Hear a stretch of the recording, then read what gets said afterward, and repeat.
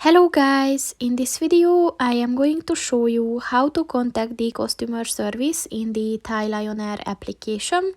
But first I just want to mention, don't forget to subscribe to my channel, because at 10,000 subscribers I am going to show you my whole YouTube revenue statistics and growth strategy, as well as how to make money online. Let's jump into it.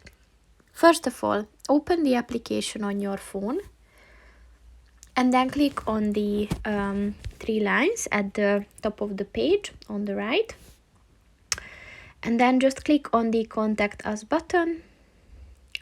And as you can see, there are different contact options for different regions, like emails and phone numbers. So just look for your region and then look for the most optimal contact option for you. So that's pretty much it for this video, guys. See you in the next one. Goodbye.